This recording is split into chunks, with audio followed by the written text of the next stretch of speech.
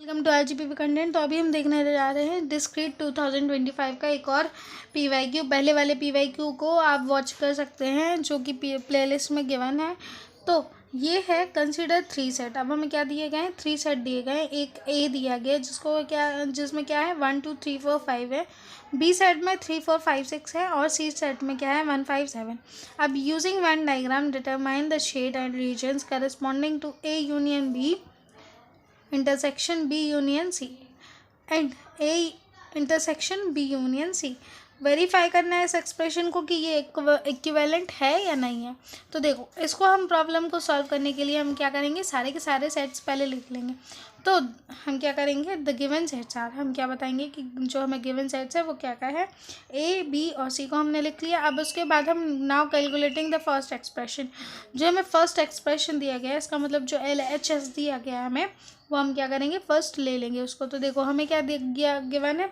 तो देखो ये क्वेश्चन 3 पार्ट्स में, एक तो ये वाला सॉल्व करेंगे पहले, फिर उसके बाद ये वाला सॉल्व करेंगे, फिर जो इन दोनों का आंसर आएगा उसका क्या कर देंगे, हम यहाँ पे इंटरसेक्शन कर देंगे। आई होप आपको ये साइंस पता होंगे, ये यूनियन है, ये इंटरसेक्शन है। तो हेयर में अब अपन क्या करेंगे, ये वाला फर्स्ट सॉल्व करेंगे। तो देखो जब हमने ये किया, इसका मतलब क्या हुआ कि हमने बी इंटरसेक्शन सी निकलवाया। तो देखो बी इंटरसेक्शन सी, तो बी इंटरसेक्शन सी क्या बोलता है, इंटरसेक्शन मतलब होता है जो कॉमन होगा। तो 3 4 5 6 और 1 5 7 में कॉमन क्या है, 5 5 है दोनों में, तो ये 5 निकाला है। और फिर ए यूनियन बी निकाला। ए यूनियन बी मतलब ए और बी में जितने भी एलिमेंट्स है सारे लिख दो, राइट। तो फिर ये ए यूनियन बी को क्या कर देंगे, हम जितने भी उसमें एलिमेंट्स है सिंगल टाइम में लिख देंगे। तो इसको हमने इक्वेशन फर्स्ट नाम दिया, इसको सेकंड नाम दिया और उसको थर्ड नाम दिया, ठीक है। अब हमने क्या किया, इक्वेशन फर्स्ट में सेकंड और थर्ड की वैल्यूज़ जब हम पुट करेंगे, तो ये देखो हमने क्या किया, इसकी वैल्यू रख दी तो ये आ गया, इसकी देखो इंटरसेक्शन आ गया, और इसकी वैल्यू रख दी तो ये आ गया। अब जब हमने इसका इंटरसेक्शन करवाया तो देखो सिर्फ 5 में तो एक ही एलिमेंट है और इसमें 5 प्रेजेंट है। तो इसका मतलब क्या होगा, इंटरसेक्शन मतलब दोनों में जो सेम एलिमेंट है तो 5 ही है, तो ये क्या आ जाएगा, इसका इंटरसेक्शन 5 आ गया। और इस तरीके से हमारा LHS साइड पूरा सॉल्व हो गया। अब हमें क्या करवाना है, सेकंड एक्सप्रेशन मतलब कि RHS को सॉल्व करवाना है। तो देखो हम क्या बताएंगे, ये जो सेकंड एक्सप्रेशन हमें दिए गया था उसको हमने क्या किया, इक्वेशन 4 नाम रख लिया। अब क्या गिवन था, A intersection B union C. अब देखो ये 2 पार्ट्स में है, एक तो हमें पहले ये सॉल्व कर लेंगे, उसके बाद जो इसका आंसर आएगा और इसके का इंटरसेक्शन निकलवाएंगे। तो देखो बी यूनियन सी मतलब क्या होगा, बी और सी के सारे एलिमेंट जोड़ के लिख दो।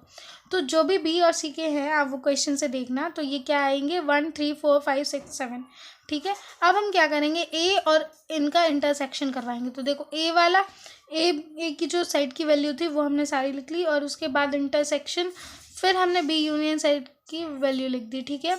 अब क्या करेंगे, हम इसमें और इसमें जो भी कॉमन एलिमेंट्स है वो ले लेंगे। तो देखो इसमें 1 है, इसमें भी 1 था तो 1 ले लिया, फिर इसमें 3 है, इसमें भी 3 था, ये ले लिया। 4 था, 4 है, 4 को लिख देंगे। 5 5 दोनों में है तो ये 5 लिख देंगे, ठीक है।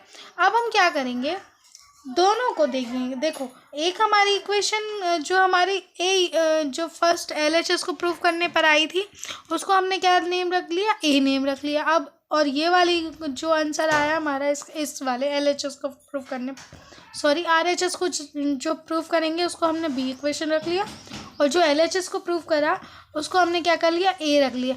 तब जब हम दोनों को देखेंगे तो क्या आएगा, देखो हमने फ्रॉम ए और बी लिखा है, तो देखो ये हमारी इक्वेशन इक्वेट नहीं हो रही, इसका मतलब क्या है, ये इक्वेशन इक्विवेलेंट नहीं है।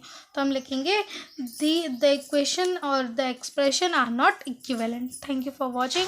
आपको और भी क्वेश्चन देखना हो तो पहले वॉच आउट कर लेना, प्लेलिस्ट में है, और जो नहीं हो वो आप कमेंट करके बता सकते हैं, मैं वो उसके सॉल्यूशन दे दूँगी। Thank you, bye.